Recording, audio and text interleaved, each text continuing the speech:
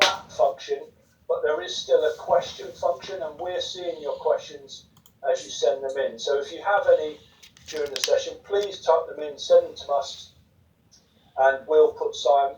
Firstly, just delighted to be here. I was really fortunate to listen to Stuart Lancaster's last week and his PAC one a couple of weeks earlier, and I think these opportunities right now during this tough time, I feel like you're learning so much. And it was only an hour ago that I was catching up with the England coach, and then an hour before that it was some of the Premiership attack coaches. So I think these opportunities right to share ideas and discuss the game are brilliant, and that helps you know yourself as a coach. You know yourself more, you know about the game, which is hopefully something that we all teaching.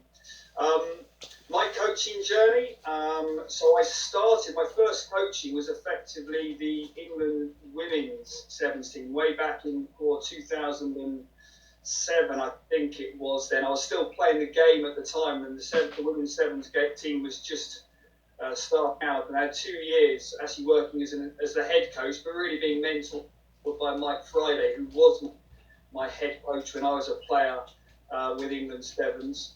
That was 2 years understanding how to get your basic philosophies of how you want the game to be played, whilst I was balancing that with playing. Then I moved across London Scottish, spent 5 years there, progressing from a defence coach to the head coach, the director of rugby. So I kind of saw a broad spectrum of the way the game can be looked at, both off the pitch and then the strategic side of things, which was fascinating as well. Got me a better empathy, I guess, for the way clubs are run and the challenges you face right across the board in connecting the team with the staff, which is just so important.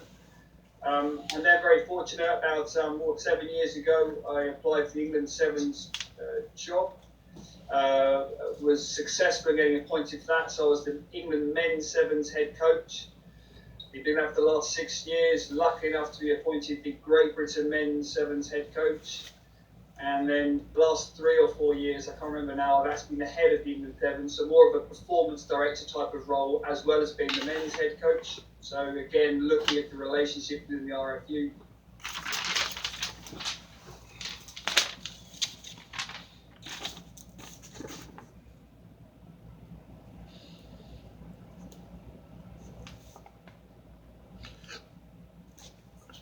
Of what you believe is important around understanding yourself as a coach, and I think I'll hand that over to you in a second. Just for me, I know having the opportunity to come and experience your world with the Sevens, when you invite us in with some of our coaching cohorts and myself, it is fascinating, and I think that's one thing we want to try and get across to coaches today, is how open and accessible people are in terms of coaches at that top level to share these ideas, and the work that you guys put in to not just the technical.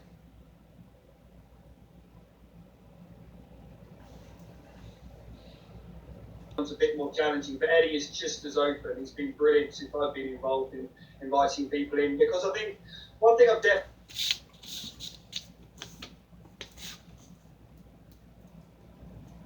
you coach in the game, you end up trying to share and discuss and debate ideas, and that's just a wonderful side of coaching. It's something that you never feel you ever achieve in the end. So you never get to an end point. It's always that journey of exploration and growth, which is I guess the excitement of actually being the coach. Fantastic. So do you want to take us through what you believe is some of the key principles around understanding that, and we can got some questions coming in from the coaches, and we've got some questions that were sent in when people registered as well, so we can start to bring them in. Yeah, sure, and Phil, just jump in. If questions come up that are relevant, please just jump in there. So I've been very fortunate over the last about a year ago, I finished the elite program. So this was a UK sport course which was on with all the top coaches, I guess, in the UK. And one of them being Gareth Southgate, learns an awful lot for him. It was Mel Marshall, who's Adam Peaty's head coach. It was Dave Alloy, boxing head coach. It was Mark Ratcliffe coming. Brilliant, top level people. One of the key things that was really pushed across was just this reflection. The importance as a coach to consistently reflect upon what you do, and that's for you in yourself. But it's also reflecting through with your peers as well, so with your coaches. So if I expand upon that one, within the England team, we actually have change coaches. So when we'll go through sessions or meetings, we'll have a coach that is working effectively alongside us, just to make sure that we're on the right lines. How can we challenge the players a little bit more if the drill's becoming a bit too easy or too tough. But also to provide that feedback at the very end, that real hot emotional kind of time where you go, how am I emotionally feeling at the moment? Did I get that session quite right? Having those teams right next to you in those moments is really important. And of course, sorting that feedback and that reflection from the players. Ultimately, our job as coaches is to make them better. So the more you can have those conversations with them as well to help with that reflection. And ultimately,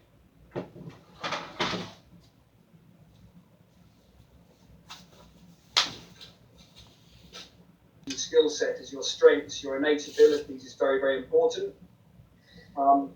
Also to help with this reflection, and something I did in terms of this UK Sports Elite program was coach camps and using a reflective framework model. So effectively having a very, very clear idea about what you wanted to get out of the session, both in terms of your objectives for the session, in terms of what the players were going to learn, but also how you wanted to improve, your body language, how you used your questioning. Very, very clear about that. And then using a coach cam to effectively film you and then look back through it, reviewing your own performance. Did they achieve their goal for that session, their improvement? But me as a coach, did I reflect and get better? Was I working to my strengths? And then ultimately, this, of course, so important, all be recorded in a journal, because otherwise it goes in one ear, out the other ear. And certainly for myself, I find that, I keep a reflection journal where I basically write down 3 key points I've picked up on or learned that day. And it gives you a good chance to look back on every month.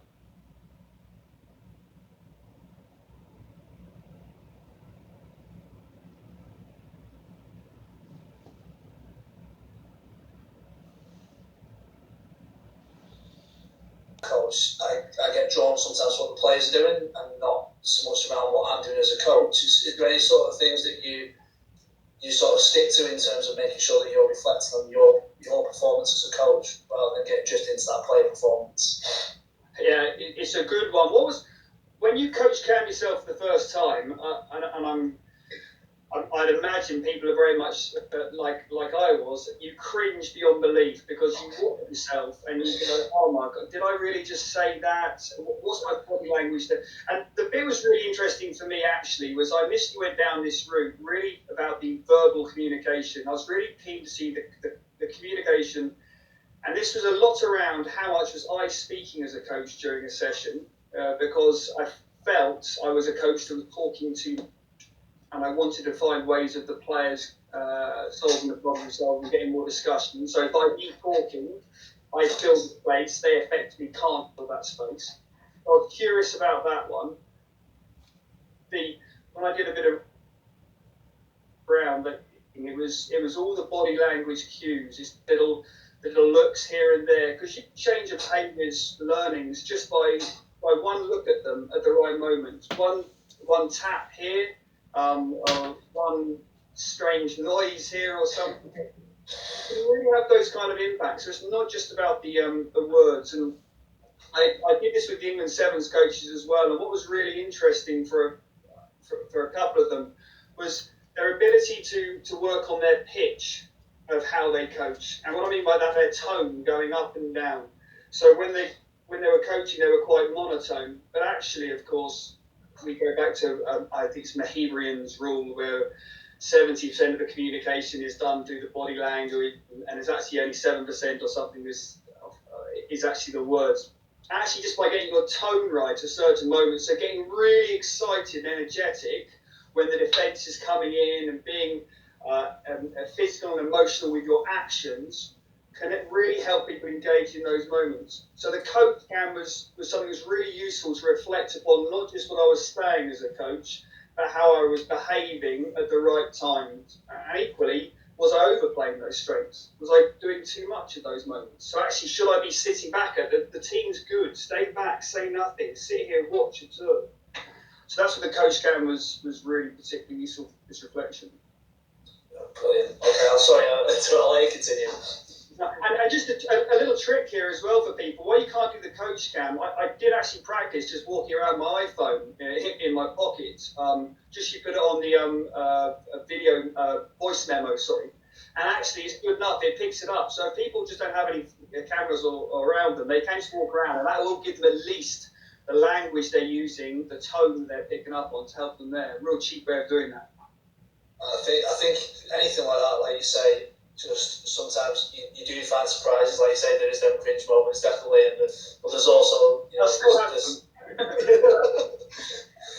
but there is those really key bits around things that you're just not aware of that you only pick up when you sort of sit back and reflect on this back. So I think that's really, really good message for coaches. Brilliant. Phil, there's a good question, I think, that's linked to this from Stuart Dan from Northampton Outlaws RFC. He's asking about how you develop the empathy with your players, and is there anything from your participation in elite sport that's helped you develop that empathy with players, Simon? It's a good question. I read an article recently around serial winning coaches, and effectively having played top level, which I was fortunate to do, it does give me a little bit of credibility as a coach. However, that credibility lasts a very short space of time. Players are wanting to be the best they can be, and ultimately, therefore, it's about how you deliver as a coach, not what you did several years ago, kind of as a player's ability. In terms of the empathy, to be honest, I think that's much more about the people skills that people develop, as opposed to being a player that's played the game before. Yes, you can understand and see the game, but the challenge, of course, I have as a person that's played the game is I see it as a halfback. I see it as a 9 and 10. So I see the game through that way of operating. So my challenge is, and I have lots of conversations with Matt Proud at the moment, over, okay, well, if a front row is getting out of a scrum and he's absolutely shattered and he can't see anything because he's exhausted, what's he thinking? What's he feeling? I don't see that. I don't have that empathy for him. So actually, there's a constraint as well over thinking, because I've played the game a certain way in a certain position. The empathy, I think, is much more around you as a person. How do you connect with individual people? And that is nothing to do with playing the game. That's how you are as a person. Great stuff. Thank you. Well, you continue, Sam. No, but let's keep the questions coming in. That's brilliant. The next one, know yourself as a coach. So there's a good thing about we, and effectively this is you understanding who you are at your absolute best. So you knowing the state you're in effectively. And the more ups and downs you go through your coaching career or your life, then the more you go, right now, I know I'm in a good state. I know I'm in a good mental state, mental arousal state. Why is that important? Well, because the players will certainly pick up, and I think we all know, if we all go into a room and you can see someone that's had a bad day or a bad conversation, you can pick up with it straight away. Your spidey senses kick in and you get that connection. So therefore, you've got to then understand, and we all go through this, we don't all coach when we're in that perfect mental state or emotional state. We've got to understand that, and we've got to understand how that's going to be received by the players we're coaching. So if that is the case, what do we need to do to help us get back into our best state? Or if we don't need to get back into our best state, what do we need to change with our coaching to still give the players the best opportunity to develop? So understanding what you're like as your best to make the best opportunity of the coaching session is really important. And so within that, so often, people can be, will often vary to the negative. So you'll ask someone, will observe a session and say, how do you think that went? And the coach will often reel off all the negative parts that they thought of that session. So how did you find that in terms of focusing on understanding what the best is for you? So understanding what you were your best in, and did you use anyone else to support you to find out what that looked like? I was very lucky lucky as a player. I had quite a lot of support for mental skills in terms of understanding how I could be at my best as a player. So understanding when I was starting to lose my head effectively, which only happened once. Sure. Yeah, I wish. So I understood a lot of that, and then had certain ways of operating triggers to effectively help myself get back into a better place. It's a different. That was useful as a player. I had to change that, and I still have to change it for my coaching, because with my coaching, and I'll come on this one in a second. Actually, it's the one. I mean, I go back to my UK Sport Elite program. You work with a lot of individual sports coaches who are just blown away by how you connect with the team because of the individual relationships. So how I want to connect with one player needs to be different to the next player, next player, next player. So you've always got to jump your state around a tiny bit, because you know that if I'm going to be very energetic with this person here, or very down with this one here, then I might not get the best outcome from them. So I'm not sure if that answers that question. But well, I think it's very evident around. You've got we're sort of in the sevens base. You've got a lot of people in the environment. You've got the women's and the men's team in at the same time, etc. And like you say, it's having the same enthusiasm when you see one person in the corridor to the second person, because if you don't, then people can think, have I upset that person? Have I upset Simon? What's he doing? And then that creates a whole load of problems for everyone else. It's just them little things that you probably wouldn't think twice about yourself, because you've probably potentially something else in your mind. Oh, no, 100%, and I'm very lucky that I'm a full-time coach who gets to see players for a whole day, if you like. So even with England camp, you don't get a lot of time. I will see them for a whole day. Whilst I know a lot of people on this call will be evening coaches that will literally get a glimpse of a moment with a player.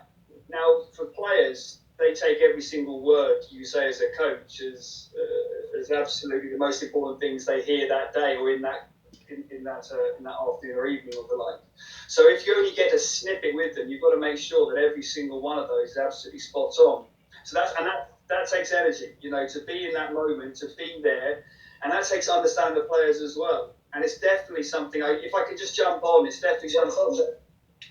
It's called the authenticity paradox. So I get into it. So there's a really interesting idea. It's something I had to work through quite a fair bit around. The importance of authenticity right now is key. Everyone wants people to be authentic, and there's of course really clear reasons why people value authenticity. It makes you a good coach, it makes you a great leader.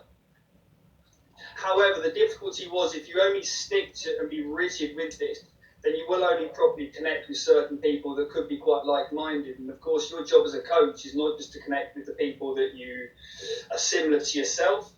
It's to connect with all people in your team. Your job as a coach is to get the team better, as well as all the individuals. So there has to be an understanding around how you flex your authenticity, you adapt your authenticity to suit the people while still staying true to yourself. And that's been something that's been interesting for me, because I think, like most players, we always felt on occasions we weren't told the truth by a coach. We're always given a bit of a white lie here and there. So when I first went into coaching, I was very, very black and white. I said I'll always be honest with people. I'll always tell them the truth, and I always give it to them directly and stuff like that. And the truth was, as a result, I had a really good connection with some people, but then some people, there was no connection. And first and foremost, coaching is about relationships. So how do you connect with people? And there's just a book by Matthew Saida, Rebel Ideas, it's Cognitive Diversity, where, if you can be authentic to yourself, but then within your coaching team, you can have the diversity of thinking that really questions and challenges you, then you get to lean on these people really, really well. And certainly in a coaching team, you can therefore make sure that the whole group is effectively properly catered for, when somebody is maybe not on the same kind of connection level as yourself. So the cognitive diversity, I think, is a really important one, which comes back to knowing yourself, what your strengths are, and therefore understanding, right, what are my weaknesses, and how do I fill that with other people in my coaching team. Dave, is there anything coming in from around that topic? Yeah, on that topic, Simon, there's a couple of questions from Vicky and from Stuart about how you go about developing the coaches you work with, And I suppose on that last point there about that diversity in your coaching group, how do you get that diversity of thought that might challenge the way you're thinking? Because it could be the case that very often a group of coaches have come from very similar backgrounds and all think in similar ways. So how do you go about developing those coaches you work with and challenging the way you're all thinking?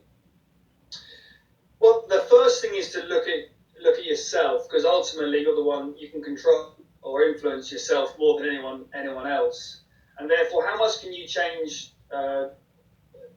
who you associate with? And what I mean by that is, as a coach, my job is not just to connect with Matt Proudfoot and Eddie, of course, and John Mitchell. It's also to go to other coaches and other sports and get their views. And it's to go to not just people in sports, it's to people in the business kind of world to get their kind of views. So I can get, not just with the coaching team, I can become a more diverse person myself by that. So that's the first thing you've got to look at, is who are my people I can connect with to try and make myself more cognitively diverse, if you like. And it's very much around the questioning and getting to the level of trust and that psychological safety within a coaching team that you are always trying to challenge each other to get better. So if the sole aim of this conversation we're going to have as coaches is to make the players and the session better, the only way we can therefore do that is for you to pick holes in what I'm doing and find ways of improving it, and me as a coach to find ways. So long as you keep the purpose of the conversation clear and it never becomes personal, it's always with that in mind, then you can start to grow that way of operating. But it is difficult. It is difficult to continue to maintain that sense of challenge. There's no qualms about that. No question. I was going to say this a bit later, but I think now's a really good time to bring up. So one of the things I think that I remember you saying to me really stuck with me was around, to get yourself better as a coach, sometimes you have to, I think the phrase you use was, you have to have a bloody nose. You have to take that sort of whack on the nose and understand that actually, you know what, the stop and think moment, because and how you reflect on that. I think just listening to that in terms of, you don't take it personal. It's not, because as soon as that emotion and the personal, you take it personal, the emotion comes in, it's very hard for you to understand what you need to do to get better. So how important is that to sort of manage those, not solely criticisms, but that feedback that you get to enable you to be to develop as a coach? Yeah, to be a coach, you've got to be resilient. You've got to be thick-skinned, particularly in the elite professional kind of level, because ultimately the game is about passion and opinions, and people rightfully will always find ways, well, that could have been done better and the like. So you need to understand that. The biggest thing is to grow. People grow through challenge more than in my opinion, they grow through challenges and mistakes and failures and tough moments, probably more than they do through successes. And there's loads of psychological and brain reasons for that one. And there's a great little podcast, I can't remember the name of it now, where they talk about effectively, if the analogy being weight training, if you're doing bench press and you want to get stronger, then you do your bench press, and when you're close to failure, if someone keeps on taking it's taking the weight off you just to that kind of point, you're never going to get any stronger. You've got to go through those, you're right on the edge. And that's the same with growth and learning and mistakes. You've got to be in the point of putting yourself out there and going, you know what, I got that conversation wrong with that player, I got that session wrong. You've got to stretch yourself and challenge yourself and go, you know what, I got it kind of wrong. Which then goes back into the reflection, the importance of that, understanding why you got it wrong, and then you learn, and that's how you spiral up to be a better coach type of thing. The most important thing is just to never stay still. Never stay still. It's continually searching for that next opportunity of growing. Brilliant, thank you. I'll let you. Dave, was there anything else for you in terms of coming in from questions? I'll come back to them a bit later, Phil. Okay. I think for me, in terms of listening to that and some of the stuff that you talked about, the authenticity bit, I think, is really valuable to talk about as well, because I think when you like you mentioned, there is a real push, and we seem to go through cycles and keywords that become really important to coaches. And I think authenticity is one of them in a minute. And I was really interested in the bit where you talked about, you're being authentic, but actually you have to be willing to flex some of that authenticity to meet what the player needs as well. So if you're being truly player-centred and truly authentic, sometimes the two don't meet. Could we explore that a little bit more in terms of where would you sort of draw the line in terms of breaking that authenticity, going too far potentially to meet a player's needs, or where would you sort of get the player on the spectrum to sort of meet you halfway, and any sort of skills that you use to support that? Well, it's a good question. I think it possibly comes a bit more into sort of coaching your game philosophy potentially, because that kind of guides a lot about how you coach. The bit with the authenticity for me is someone that I'm probably trying to explain this probably quite poorly. If I was very rigid on a certain way of people behaving, and I believe that certain people always need to be giving their absolute all, and work ethic, through the roof work ethic was a total non-negotiable, which is really, really important for me as a person. Now, as soon as I come up against, Freudian slip here. As soon as a player gets into the team and says, well, I may not have that kind of things, and if I'm being authentic to myself, and that's just a non-negotiable, well, the key is how am I going to unlock the potential in this player? We see the talent there. Is he generally someone that won't work hard at that moment, or is there a different work? Is he generally someone that won't work hard, or is actually it's just the way he's been dealt with coached before, or his upbringing? Is there another key of me kind of doing it that one? And if I use my authentic way of operating, which is basically, boys, we're just going to go for it, whilst actually this one may need something a little bit kind of more, I may need to be a bit more slack at that time, that may annoy other players in the program at the moment, but actually we know for the longer term it's the right growth for him. Is that experience that comes from that flexibility idea? Perfect. I think that's really valid. I think it enables you to sort of start to understand how you. The key word in there was how you can maximise the potential of that player as well. So I think that's a really key point. Another way potentially of looking at, I guess, if you're a very thinking coach, if you're a person that likes the logic and the data, and you use that around a lot of your way you look at the game, and you want to provide the numbers for the players because that's kind of important. Now that is true to you, and you've got to maintain that.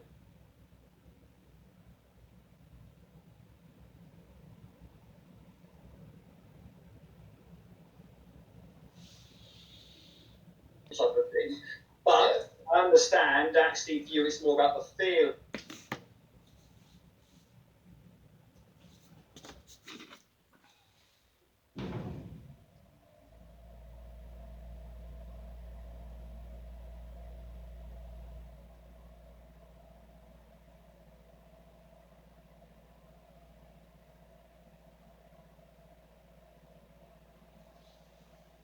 Moments and biggest changes. How do I discover my coaching philosophy? So the first thing was when I started out coaching, we did quite a lot of work on our coaching philosophy, how we coached, and our game philosophy, how we wanted the game to kind of be played. And to be honest, and this is a personal thing, it's kind of more for me about the whole. So when I've gone through this journey, I guess, as a coach, it's about how I want to coach and play the game, and they're kind of all merged into one piece, I guess. And the first thing that really is important for me is, number one, you've always got to have a goal. Now, whether that's a goal for a season or that's a goal for a session, aims and objectives, another kind of word for it. You've got to have a clear vision in your head of what you want to achieve. So whether you're coaching or the game you're playing, you've got to have that clear. And really important as well, which I've felt is just so key for players now, there's the principles. You've got to have very, very clear principles about how you want to play the game. And then the players within have got to have total freedom within the constraints provided by those principles.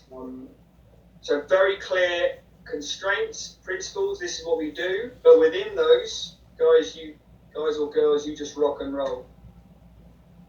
Another one, I'm personally, having coach players, the men and the women's and the sevens and the 15s, I'm a huge believer in trying to understand what an individual's strengths are. And I think there's more and more research coming out about how people are much better at growing and learning about their strengths, making them super strengths, than there is about their weaknesses. Now, that doesn't mean, of course, you don't work on weaknesses, but I mean, let's be honest, everyone likes to do what they're good at. So if you can find a way of really bringing someone's strengths into the game, talking about their strengths, making it part of how you play the game, I think that's a big one. And you understand that as a team, what are the strengths you have as a team. Really important, there's a clear game plan. So going into each game, I'm a big believer in actually the tactical side of things. I used to love doing it with the sevens, where you go in three games in one day, and the challenge is how can you coach guys just to tweak the game plan a tiny bit, understand if Fiji will do this or New Zealand will do that. Now I get to work in the Six Nations where you get a whole week to prepare people for it. So it's really important. This is one I've learned so much over the last sort of Six Nations. Everything you do is as a coach all the time is about learning. And this 70 kind of 30 split, so 70% success, 30% failure in kind of what you're doing. So you're helping players learn and grow. And all the time, kind of you frame your practices around how can I create a problem for the players to solve, not for me to create a problem where I'm going to dictate the solution effectively. So I'm not predicting it. It's almost like having leading questions, if you like. I'm going to ask a leading question because I know what they're going to answer. All we try to do is create the problem, and the players have got to solve that. So I've really loved that, and it's been massive over the last 4 months. Simon, just on that, there's a question from John from Emmerdale. He's asking about that point around helping players work things out for themselves and the dangers of putting too much support around a player. In your experience within your coaching journey, have you found that you've had to give certain players more support or certain players different ways of solving problems, or are you looking at a blanket approach to the way that you do that? So if I go back to this one here, first and foremost, if you get the principles right, you basically what I've found is you narrow down effectively the options that people get to think about, and that's one way of helping people learn. So you don't go in and just go, right, you can do everything here possible, because that's a lot for the brain to take on board. So by providing the principles, you can constrain people's thinking a tiny bit. That's quite useful.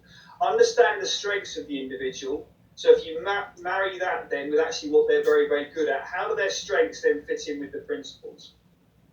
And then it comes down into, right, well, knowing this player, how much can I create this problem for him? So would you create a 4v3 with the fullback closing, and then our tight head prop's got to make that decision as to what the situation is?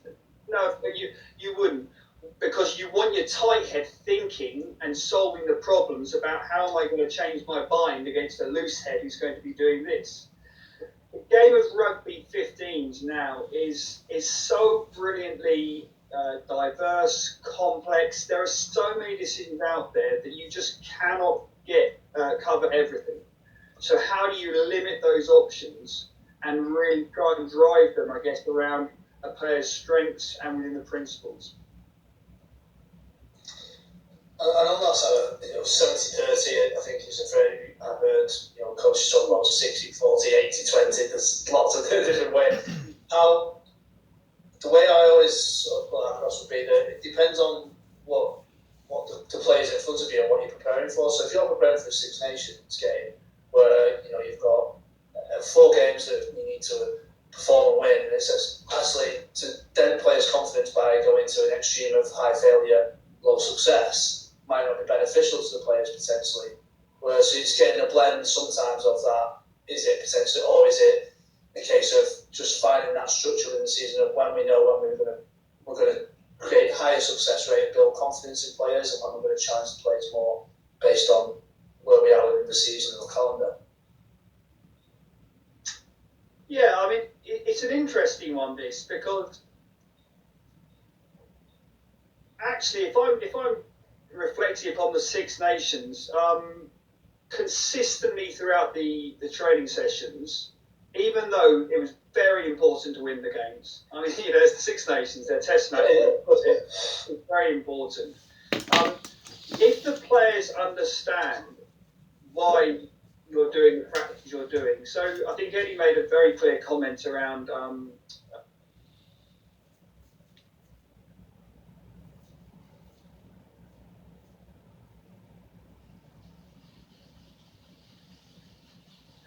to make life really sticky moments in the training sessions. They had to solve problems. Now, was their confidence dented?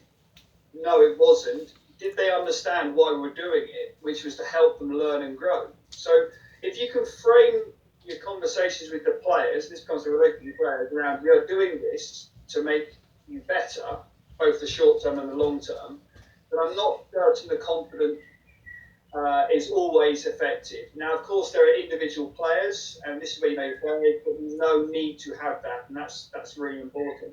But as a whole, so long as the players are clear about why should they not be successful every single time? Well, they're never going to grow up. So we have to design things around making it challenging for them.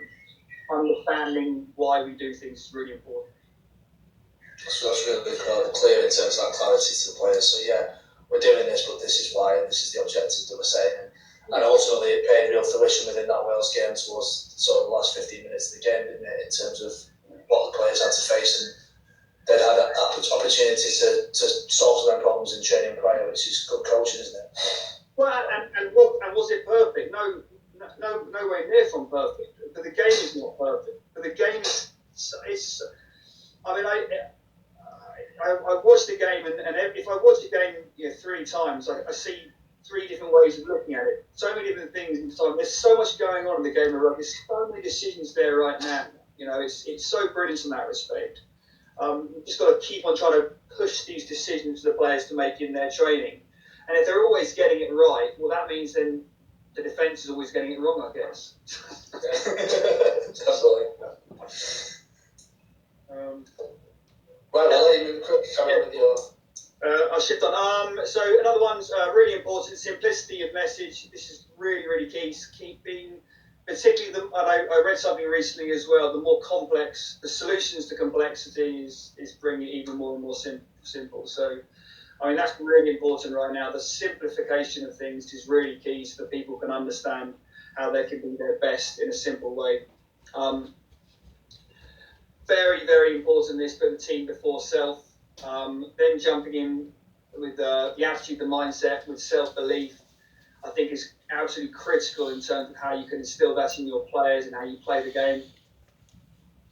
The coach prioritise. So what that basically means, what WIN stands for is what's important now. So the coach has to understand of all the things that they need to look at right now in this ridiculously brilliant and complex game. At the weekend, we could have no lineouts, we could have 20 lineouts, we could have no scrums, we could have 20 scrums, we could have X number of edge attacks or defences, or we've got a kick chase or this or that. There's only so many things you can actually do in a week or in a training session. I'm sure for a lot of people listening right now, people that coach in the evenings, you've got to really prioritise what's important, except you can't cover everything, but then the players have to own it. Once the coach prioritises it, the players need to own those areas. And then finally, as I start this all off, reflect and review, I guess. It's so important. Keep on going around this loop every single session. Speak to the players, create reflections. How could I be better? What was right? What was poor? How can I improve? That's kind of the 10 sort of philosophies of like coaching and playing the game, I guess. And this was a question that actually came in as well, but in terms of your philosophy, would that change dependent on the players you were coaching, or would they be your sort of your key fundamental and non-negotiables that you would stick to? Or?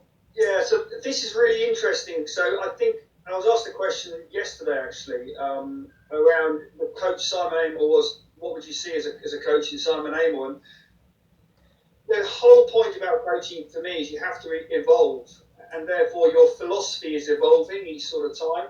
this is what I feel is right for me at this moment where I am. Was it the same as it was 12 months ago? No, it wasn't. There was probably something more around the importance of the enjoyment with that group and where I was as a coach at that moment. So that was probably a bigger sway on that one there. Now it's probably more about the reflection and the mindset is really key at the moment. That's what I've shifted to with this particular group. But that journey of growth as a coach, how you coach and what your philosophy looks like, I think should always be something you're reviewing. And I think I'm going to move on to some more questions. Dave, I'll bring you in a second if that's all right. But we've had quite a few questions coming about how you develop with the coaches, and I know you've talked a little bit about that in the session. But obviously, certainly within the sevens environment, you've worked really hard over the last few years in terms of transition former players into coaching roles within that sevens program and the success of that model. How have you found that as a coach and a leader, and what's the challenges been around that, and how have you overcome them?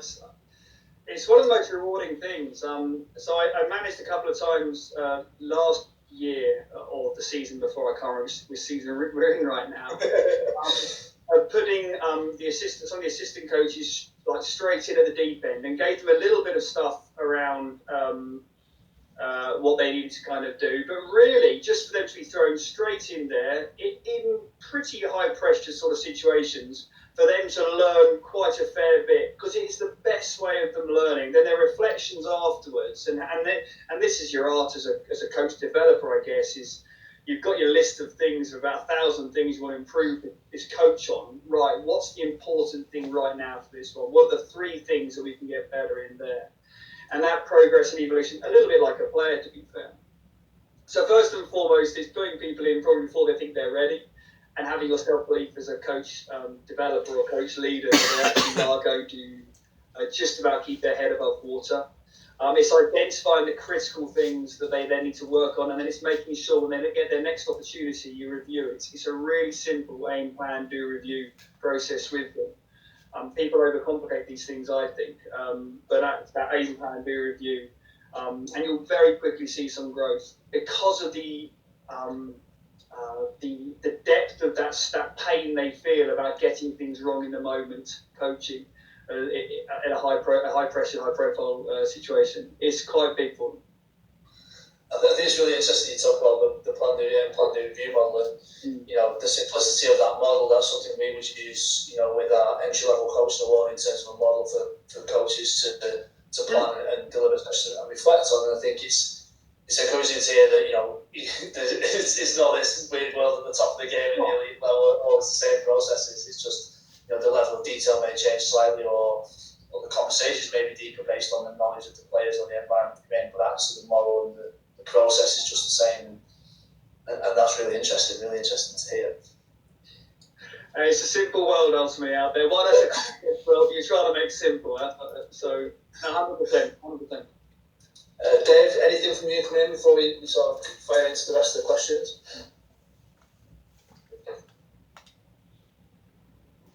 Oh, I think Dave's not hearing Dave at the minute. I think we might be struggling to hear Dave in a second. So, Sam, I'll just come on. We've got some more questions. We've got loads of questions that have come in. Various people, too many to mention around. Have you brought in any of your sort of 7 skills into the 15s environments that you've recognised? So, what from the 7s environments have you brought into the 15s that you think has added benefit, or what the players may say have added benefit? What was really interesting for me going from the 7s to the 15s was you went with the 7s, which is a real interesting coaching challenge. You went with the 7s, which is basically the most full-time program you'll have, because you're together not just on a full-time basis, but you travel the world, you're in hotels, so you get so much time to build relationships with people, to talk about the game, look at the game, and as important, you coach a lot with them, so you can spend a lot of time on the technical detail of the players. There's 6 weeks between tournaments. I could spend the whole session just looking at 3v2s and working on the catch and pass technique. It's wonderful. The Six Nations campaign, you're in such limited time, and you're trying to get a group of people to connect, be together, which is so important.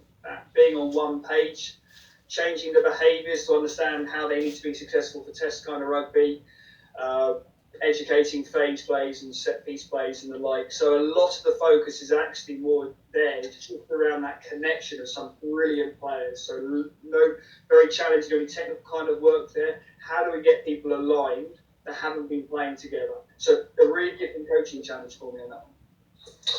Really interesting. I think there's a lot in there around just how you use maximising your strengths from one environment and bring them into another environment, and understand that to support players, and like you say, how that's impacting within.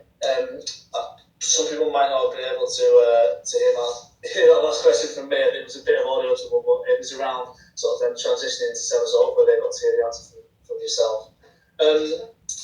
Dave, is there anything from you? I'll come back to you if we're back on. There's a couple of good questions about feedback, Simon. How you get feedback from the players?